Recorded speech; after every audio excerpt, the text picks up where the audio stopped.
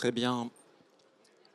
Bonjour à tous et à toutes. Merci de nous rejoindre pour cette conférence sur la réflexion sur l'arbitrage, sur les investissements par rapport aux projets énergétiques.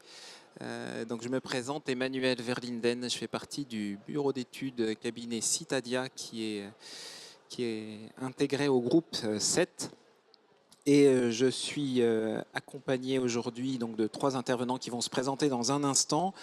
Notre objectif, c'est de pouvoir, avec vous, dresser un peu le tableau de cette approche projet énergétique et réflexion et arbitrage que l'on peut avoir autour de l'investissement. Juste pour introduire, personnellement, je travaille beaucoup pendant 10 ans avec les collectivités en tant que conseil en énergie carbone. Et pendant une dizaine d'années aussi chez un industriel. Donc en fait, j'ai un petit peu cette double casquette et je suis ravi d'être accompagné donc de Sophie, Benjamin et Victor qui vont se présenter et qui vont nous parler de l'approche qu'ils peuvent avoir autour du financement et de l'investissement des projets.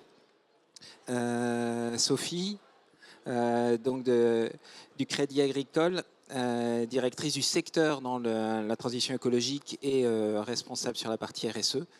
Je te laisse te présenter puis présenter un peu la structure. Oui, donc bonjour à tous, Sophie Bonhomme, Crédit Agricole Centre-Est. Je m'occupe d'un domaine particulier qui est la transition énergétique. J'ai la partie responsabilité sociale et sociétale pour le Crédit Agricole, donc notre propre bilan carbone, trajectoire de décarbonation. Et également la partie conformité réglementaire à un certain nombre de sujets comme la CSRD et bien d'autres réglementations de taxonomie européenne. Victor Moula. 1, 2, 1, 2. Ouais. Victor Moula, enchanté, donc DGA chez R3 en charge des métiers de conseil et énergie. R3 est une société qui est décomposée en 2 grandes briques, une brique plutôt sur le conseil, RSE, carbone, bilan carbone, accompagnement CSRD, et un deuxième pôle qui est plus le pôle d'aujourd'hui sur des sujets d'efficacité énergétique, d'accompagnement des entreprises tertiaires et industrielles dans la réduction de leur consommation énergétique et la décarbonation de leurs usages, donc autant tertiaire qu'industriel, hein, et donc aussi sur tous les sujets de développement, de solarisation, de géothermie ou autre. Donc on a plutôt une casquette d'AMO, de contractant général sur ce sujet d'efficacité énergétique.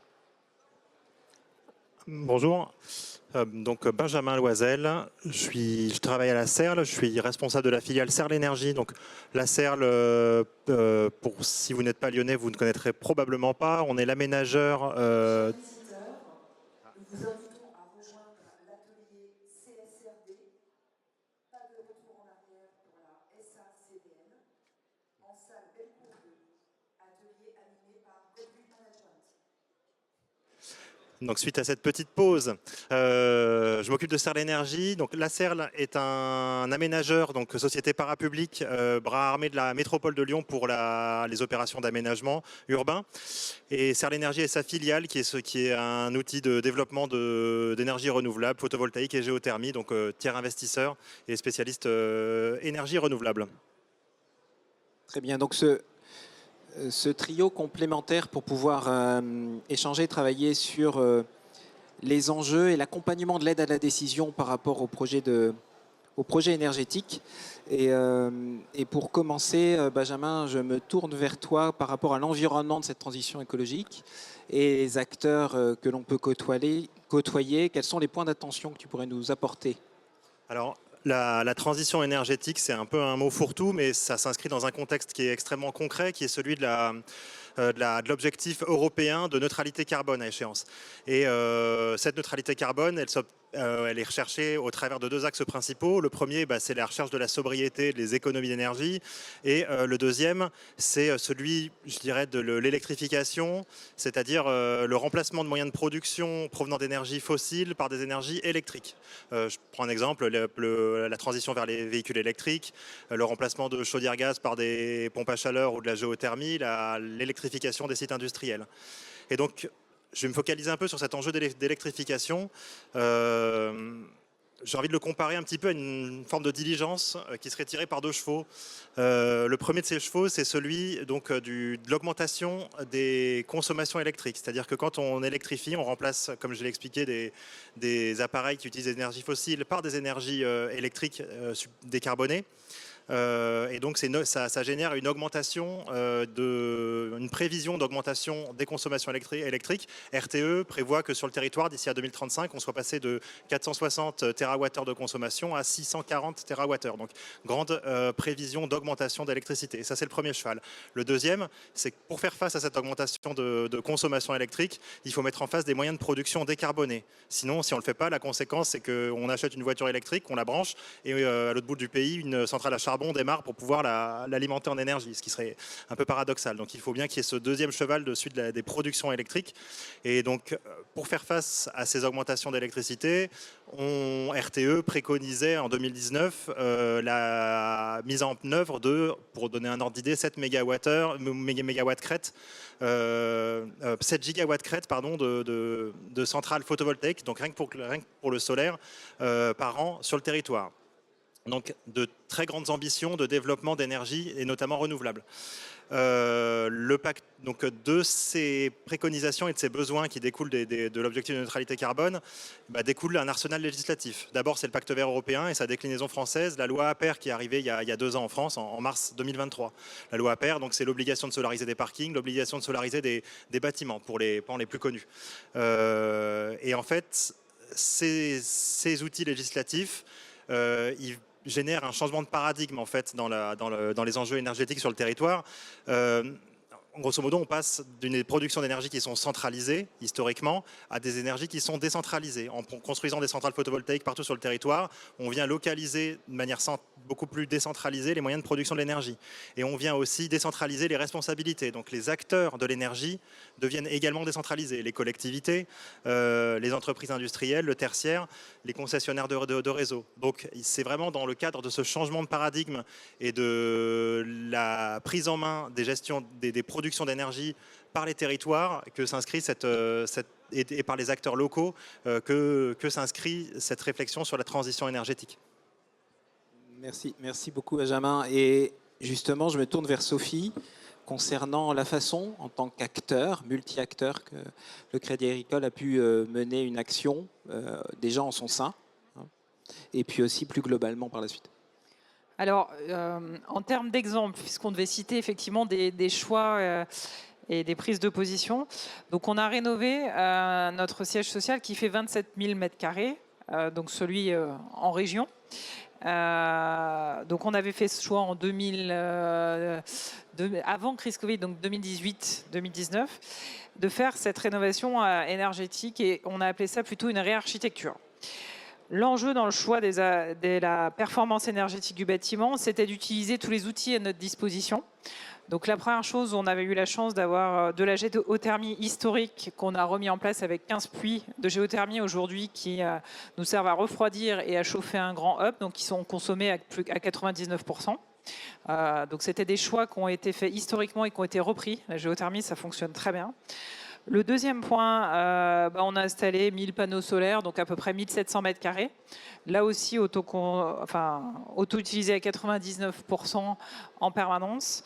Et enfin, troisième point, sur la métropole de Lyon, on a un réseau de chaleur urbain important.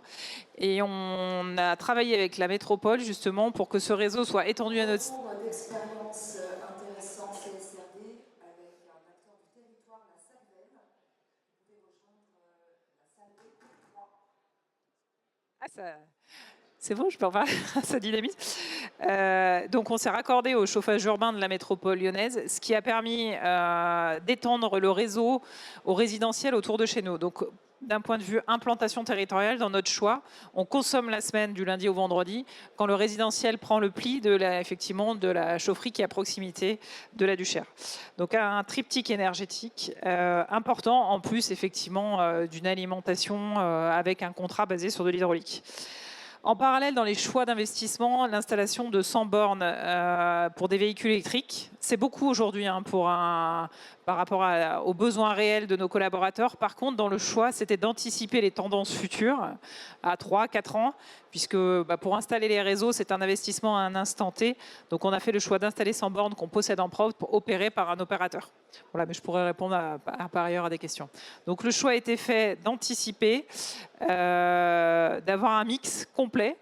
Et bien sûr, sur l'efficacité énergétique, avec le pilotage complet du bâtiment qui nous a permis d'économiser plus d'un tiers d'énergie entre notre siège et les agences, de mettre sous pilotage énergétique tous les bâtiments.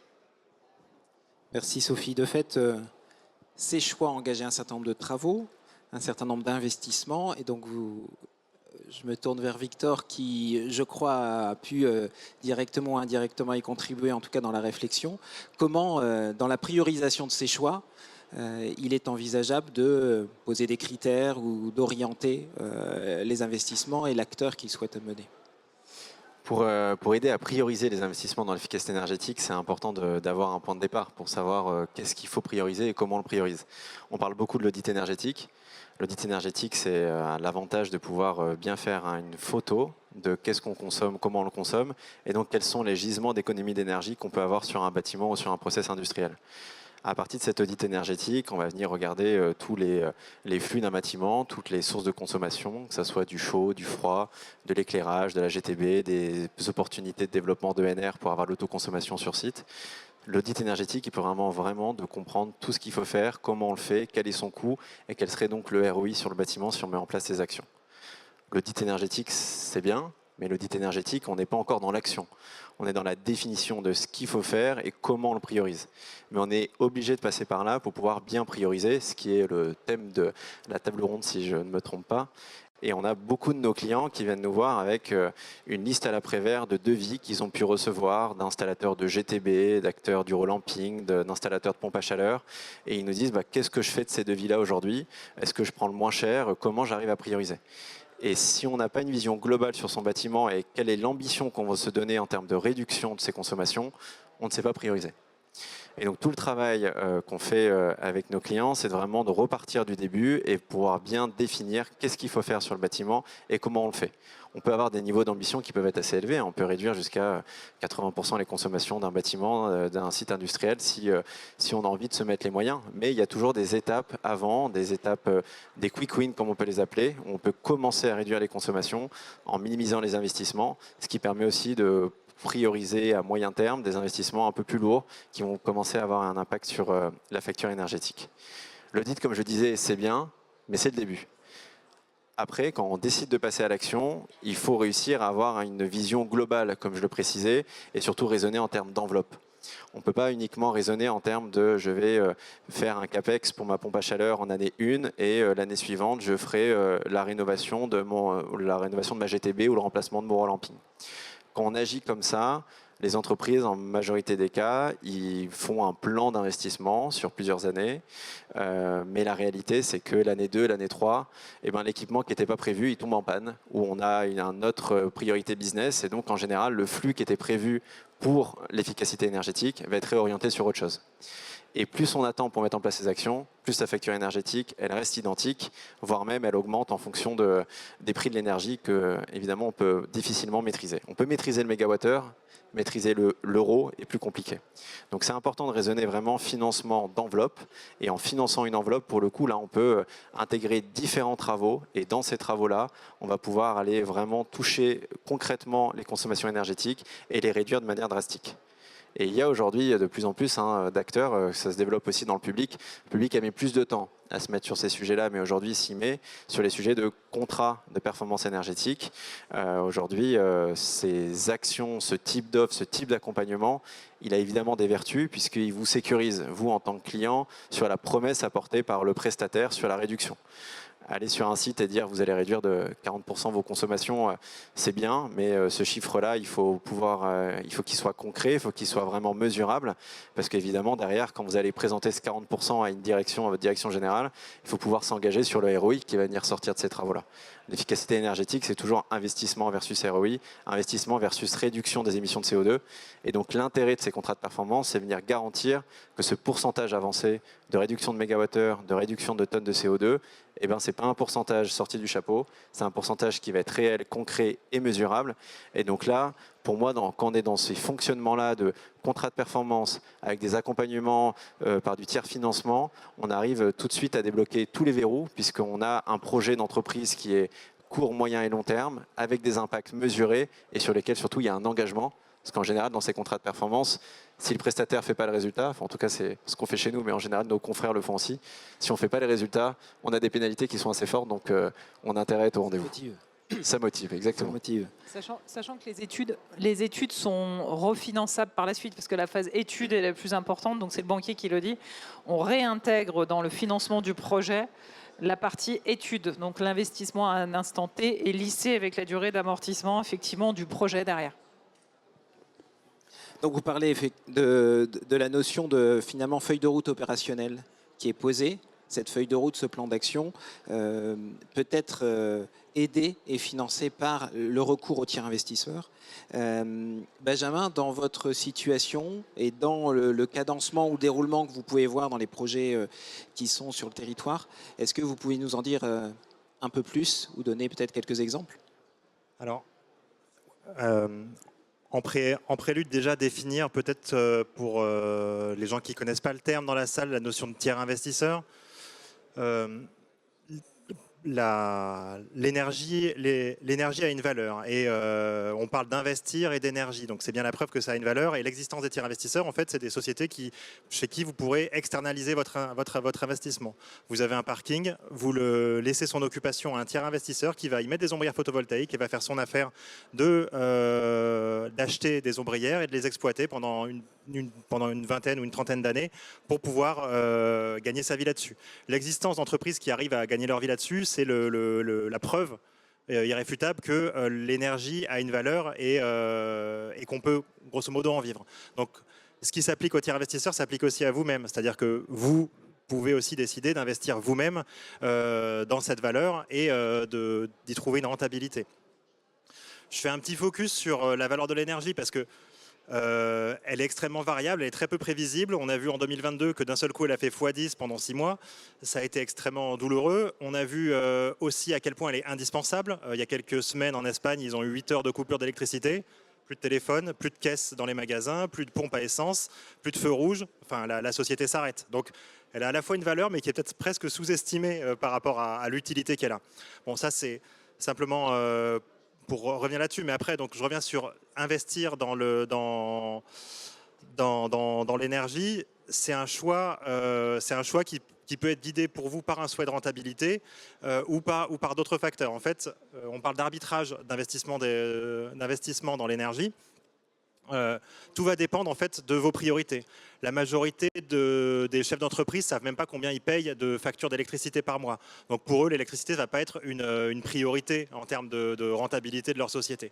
Par contre, ça peut être une priorité en termes d'image, ça peut être une obligation réglementaire aussi, obligé de solariser les parkings, obligé de solariser la toiture.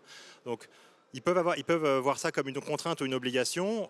Ils peuvent ne pas avoir d'intérêt financier à le faire. Et à l'inverse, un industriel qui est un grand consommateur, le prix de l'énergie va rentrer pleinement dans l'équilibre financier de sa société et lui, il aura intérêt à réfléchir ça sous le biais de la rentabilité. Et donc, en fonction de ça, on choisit ou pas de garder l'investissement chez soi, d'investir en propre, ou alors de confier sa réalisation à un tiers investisseur.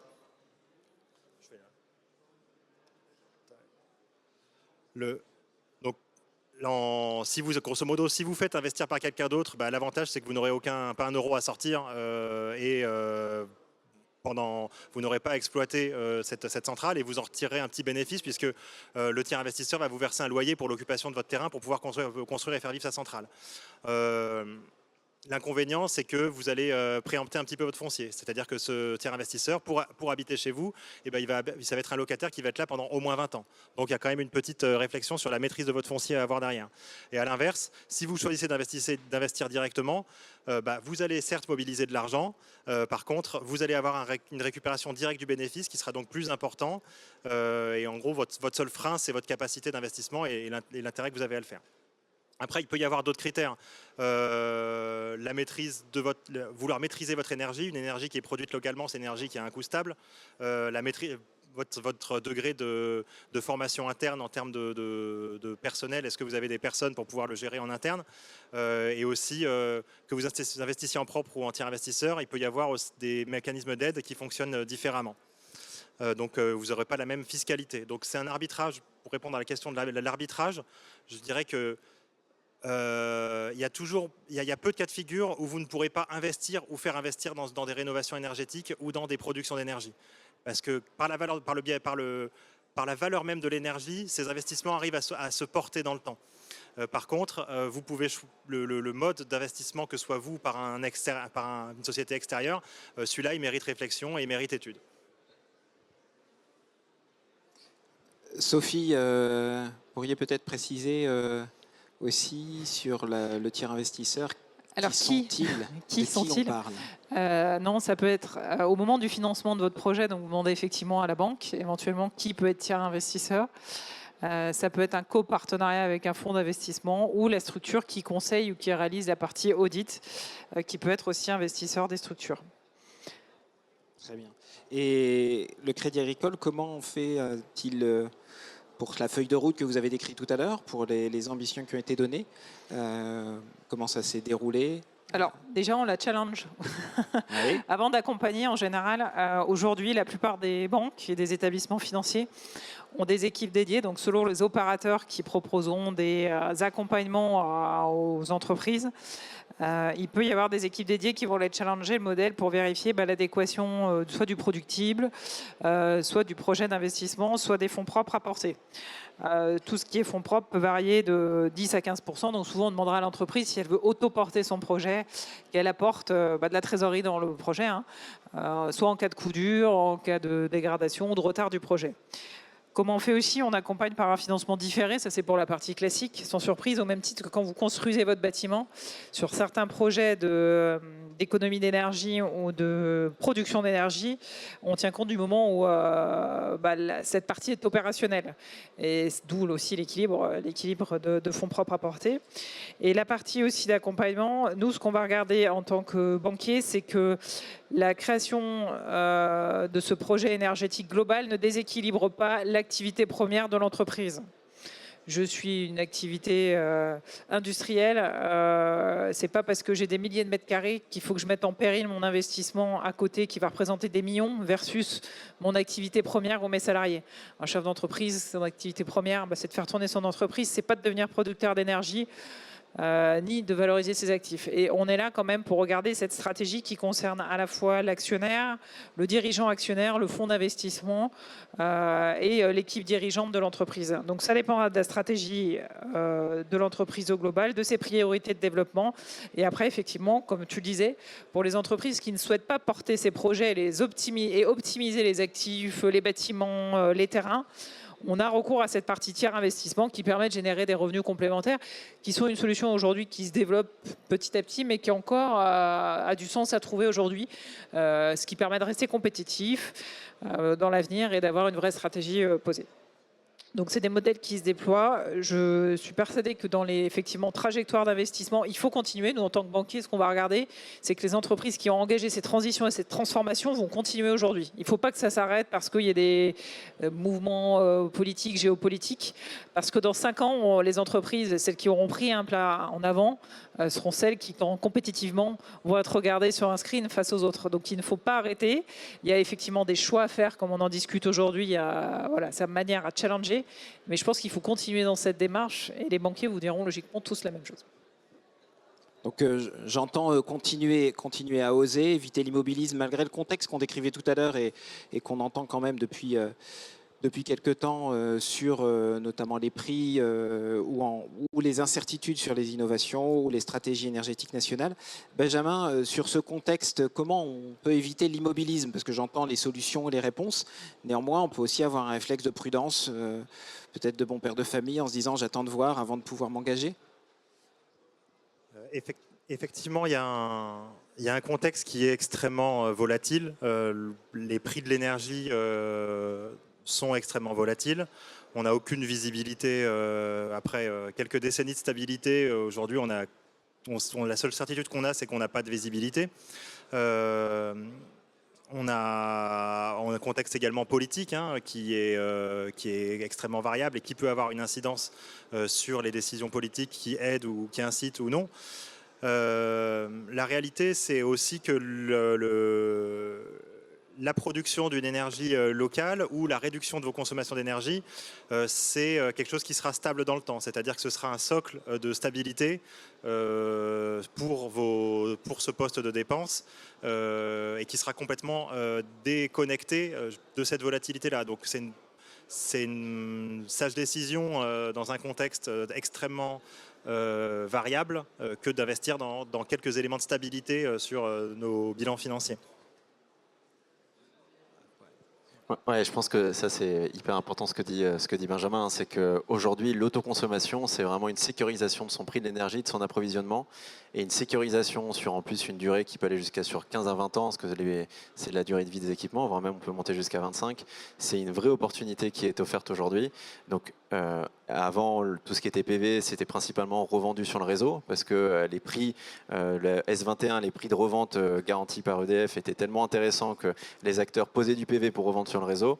Là, aujourd'hui, la réglementation fait que revendre sur le réseau, c'est limite une hérésie, vu les prix garantis par... puis maintenant, en plus, il faut passer par appel d'offres, donc c'est complexe, pardon, et en plus, les prix sont beaucoup moins intéressants. Donc aujourd'hui, vraiment, la priorité, c'est autoconsommer. Alors autoconsommer, ça a des vertus environnementales aussi, hein, mais ça a surtout des vertus économiques, puisque là, on vient stabiliser un prix de l'énergie qui va en plus évoluer dans les prochains mois. Et surtout, là, au niveau de chef d'entreprise, on vient, comme le disait Benjamin, on vient stabiliser la charge. On sait son prix de l'énergie sur les 10-15 prochaines années.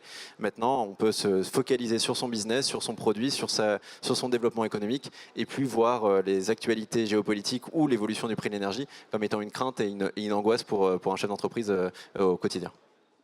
Alors l'autoconsommation collective en particulier, on en entend quand même beaucoup parler.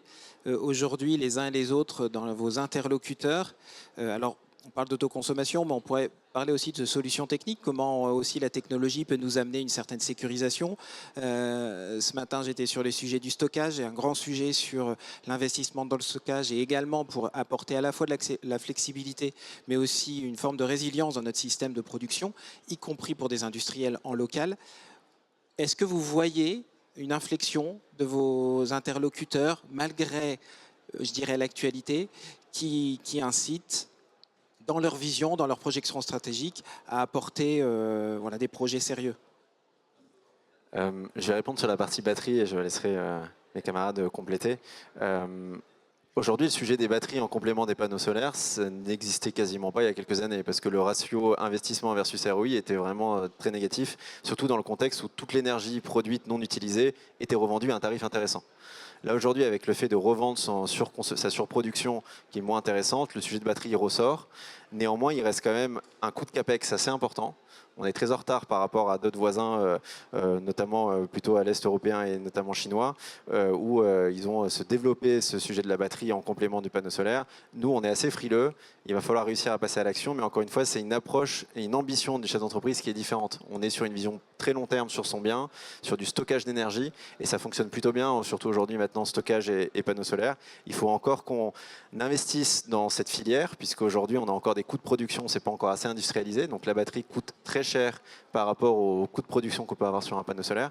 Mais ça, c'est ce que disait Sophie aussi tout à l'heure, c'est tout l'intérêt aussi de passer par le Crédit Agricole, par une banque, par du tiers investisseur, c'est qu'on ne va pas juste prendre un dossier, on a votre devis de votre prestataire panneau solaire, on le finance, c'est on va prendre votre devis de panneau solaire, on va venir le challenger. Est-ce que c'est vraiment la bonne solution technique? Est-ce qu'on ne peut pas l'améliorer ou la coupler avec une batterie? Est-ce qu'on fait de l'autoconsommation? Est-ce qu'on fait de la revente? Bref, il y a tout un pan de conseils. C'est pour ça qu'on travaille beaucoup avec Sophie, parce qu'il y a justement tout cette qualification, cet accompagnement du client en amont, avant qu'il passe à l'action du projet, qui a une vraie valeur ajoutée et qui permet vraiment de prioriser et de choisir la bonne solution. Vous êtes d'accord, Sophie? Oui, après, il y a encore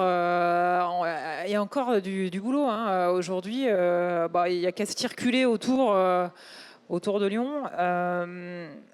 Déjà, il y a des toitures qui ne supportent pas. Il y a une pression foncière aussi dans les villes, enfin, notamment à Lyon.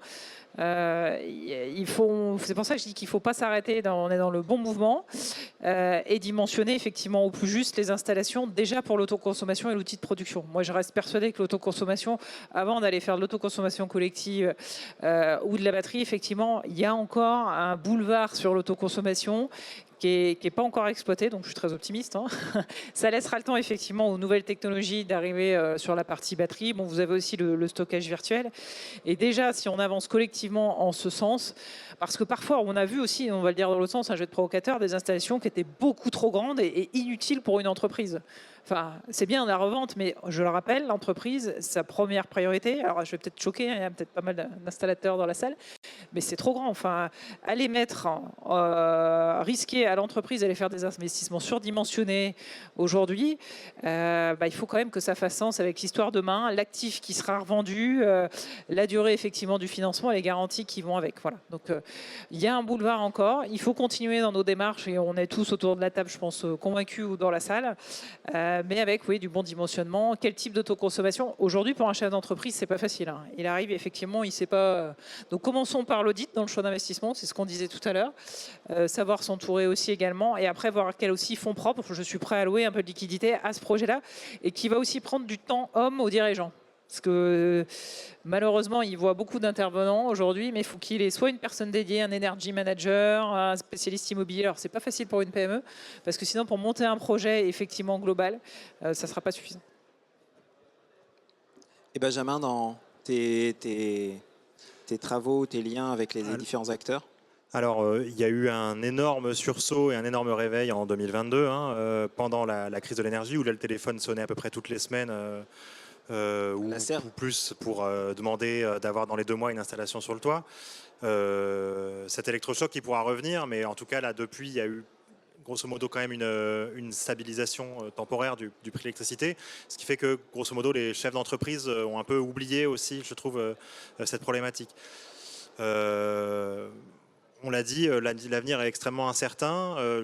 Et je pense aussi que par rapport à et aussi politiquement, c'est-à-dire que les règles vont peut-être changer et moins inciter. On n'est pas, ma conviction, c'est que qu'on soit chef d'entreprise ou moi, ou tiers investisseur, on n'est pas simplement à être là pour être spectateur de cet état de fait d'instabilité.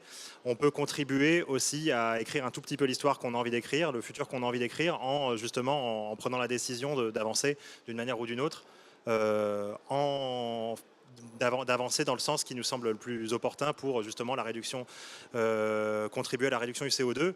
Et c'est pas du volontarisme ou c'est pas du bénévolat, dans le sens où, encore une fois, l'énergie a une valeur. C'est simplement le temps de se lancer dans cette démarche qui peut être un peu chronophage et qui peut avoir une valeur qui n'est pas comptable, mais une forme d'énergie aussi, pour se lancer dans ce genre de projet et à son tour devenir producteur et avoir aussi sa propre rentabilité, mais sa propre source de rentabilité. Mais ce qu'on a essayé de démontrer tout à l'heure, c'est que l'investissement financier, finalement, il va très vite se rembourser. Dans les 10 années même aujourd'hui, dans les 10 années, grosso modo, vous aurez rentabilisé votre investissement. Donc, et indépendamment des politiques, des décisions qui peuvent être prises sur le tarif d'achat, etc. Donc, la décision et l'écriture de demain sur ce volet-là, en ce sens, elle nous appartient un petit peu aussi. Merci Benjamin. Il est temps, me semble-t-il, qu'on se tourne vers vous, qui nous écoutez, pour un temps de questions-réponses pour l'un ou l'autre de nos intervenants. On a un micro qui peut passer.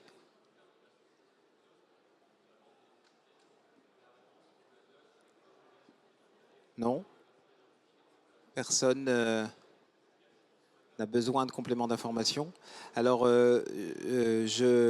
pour conclure, je me tourne vers vous et je vous propose chacun un message en particulier par rapport à cette démarche que vous voudriez passer en particulier sur cet arbitrage et sur cette approche des projets énergétiques.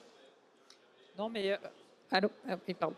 Il faut continuer, ne pas lâcher, continuer et bien sûr pour l'arbitrage, faire coller sa stratégie énergétique à la stratégie de l'entreprise, tout simplement. Évidemment, je rejoins ce que dit Sophie. Je pense qu'il faut prendre de l'avance, faut anticiper, il ne faut pas attendre les choses.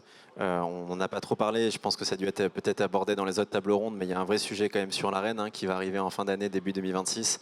Donc sur l'évolution du prix de l'énergie que vous avez tous dans votre facture énergétique. L'Arenh, c'est une part qui était stable et garantie par EDF sur votre prix de l'énergie.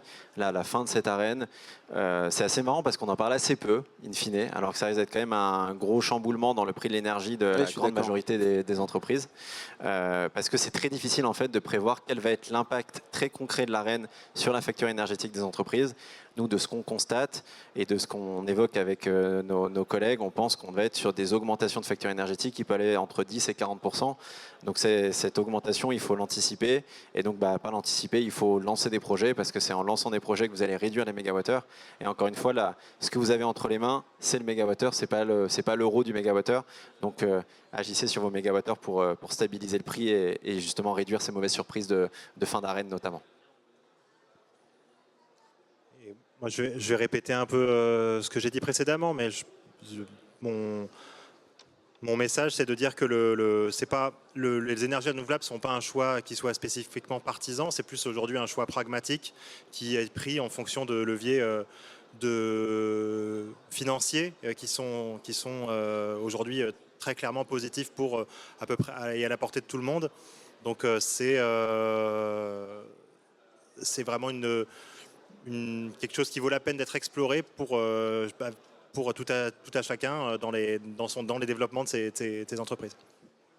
Très bien, on s'arrête sur ce pragmatisme. Merci de votre écoute et puis je vous souhaite une bonne continuation. Merci.